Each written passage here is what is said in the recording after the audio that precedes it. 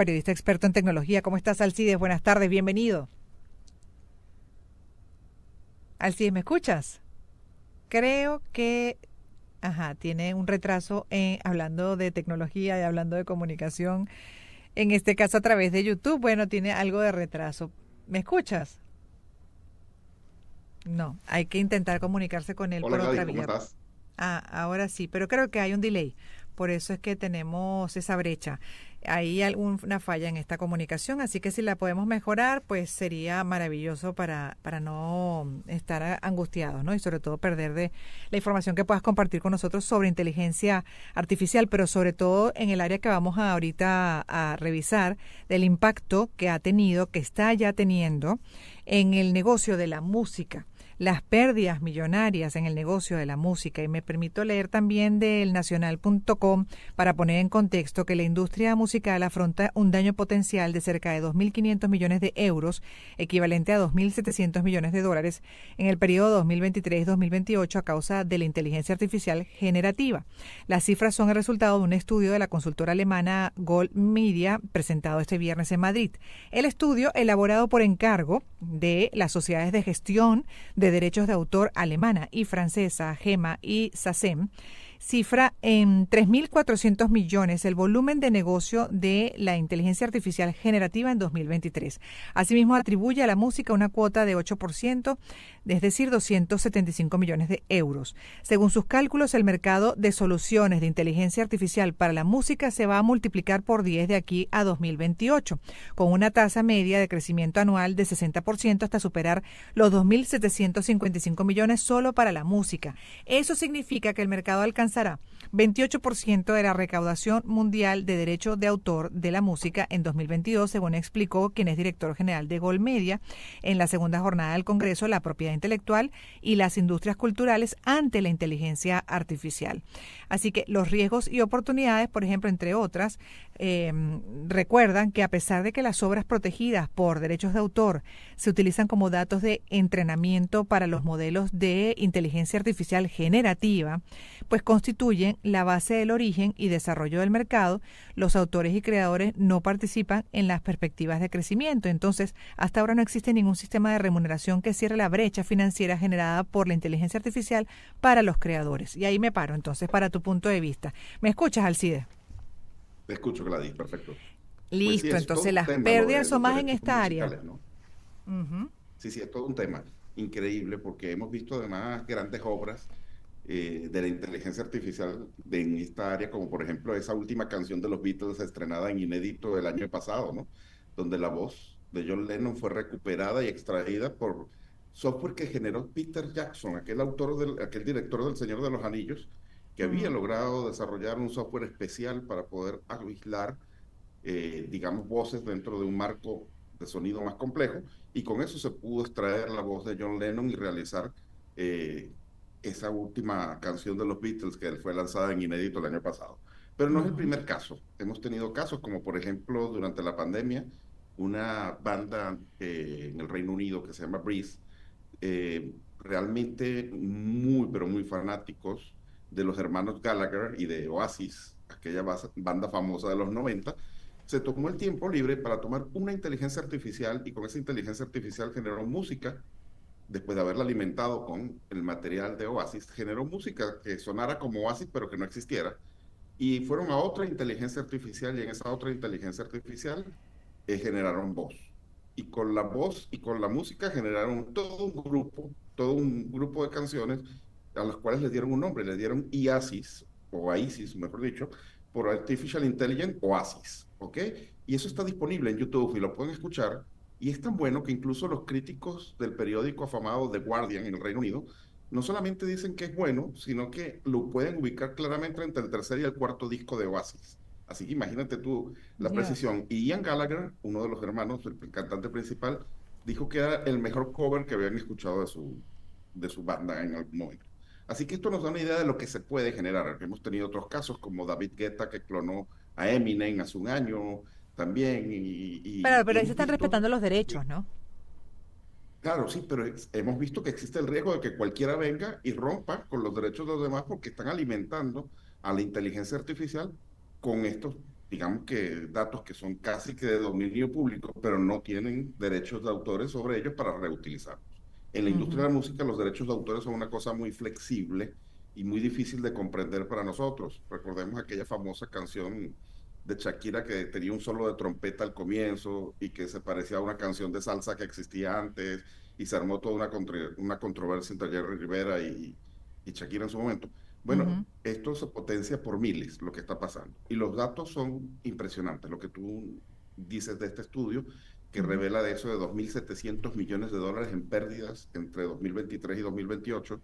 Pero no solamente eso, sino que te mezcla más la realidad al ver que el 43% de los encuestados utilizan la inteligencia artificial para generar música y para ser más creativos, al mismo tiempo de que el 35% de ellos lo utilizan habitualmente en su generación. O sea que estás luchando contra una herramienta que a la vez es una herramienta que les es Es útil parte ya, a ellos. Eso es sumamente importante y al final mucho exacto. más de la mitad, el 63% de ellos, ve probable que la inteligencia artificial se adopte como una parte normal del proceso creativo de la música. O sea, así como tuvimos en su momento el autotuning, ahorita tenemos Ajá. inteligencia artificial para la música. Uy, todo lo que falta, además por conocer, pero impresiona. Además, yo te debe estar pasando a ti también, así que cuando usas una de estas herramientas que ya están disponibles para todos, la, por ejemplo, de consulta de inteligencia artificial, uno se sienta ahí a escribir, a conversar, a veces puede ser solamente, incluso si prefieres de voz, ¿no? Una conversación de voz no escrita. Pero lo cierto es que la respuesta que recibes del robot te hace sentir que estás con un humano. Sin duda, O sea, sin es duda. una cosa impresionante. Uno está ahí, yo por ejemplo, recientemente estaba haciendo el ejercicio, pero por escrito y hasta lo fastidio. Y no sé, y le respondo. O sea, le pongo cosas como, bueno, pero no estás creativo, me parece que estás más de lo mismo, porque ¿dónde saca la información, por supuesto, ¿no? De esa base de datos mundial. Pero, y al final, bueno, ahí está el criterio de uno pues, justamente para poder hacer las distinciones, las finas distinciones y entender que eso no es tan creativo, que eso ya está hecho, que eso ya viene de otro lado, Fíjate, que se lo pescó a alguien. Pero igual la respuesta que te da es exactamente. verdad, Gladys. No estoy muy creativo, entiendo lo que dice. Entonces yo me río, yo digo, Dios mío, esto es un humano. Bueno, fíjate, Gladys, es que tenemos que comprender primero cómo funciona este tipo de inteligencia artificial a la que nos estamos enfrentando, que es la inteligencia artificial generativa, como se llama. Es una inteligencia artificial que se basa en conocimiento previo, con el cual tú la alimentas, y que puede producir después resultados parecidos a lo que ya tiene. Por eso nos parece que fuera un humano, porque está alimentado con información que viene de humanos. Te pongo un ejemplo clásico que además estuvo en el aire, estuvo muy sonado durante el año pasado, que fue la guerra, digamos, entre los estudios y los guionistas y actores por el otro lado en Hollywood. ¿Qué era lo que pasaba en Hollywood y en la televisión? ¿Qué pasaba? Que tú agarras una serie, por ejemplo, como Dos Hombres y Medio, que tiene 200, 300 capítulos, y tú alimentas una inteligencia artificial con esos guiones, y tú le puedes pedir a la inteligencia artificial, mira, genérame el guión de un programa donde Ujú, Charlie Harper todavía está vivo y Alan Harper se gana la lotería y se vuelve mucho más millonario que lo que es su hermano. Y genérame todas las situaciones de comedia alrededor y al final pon que Alan Harper pierde su dinero porque lo apuesta o porque termina casándose con una muchacha de Las Vegas que se lleva el dinero.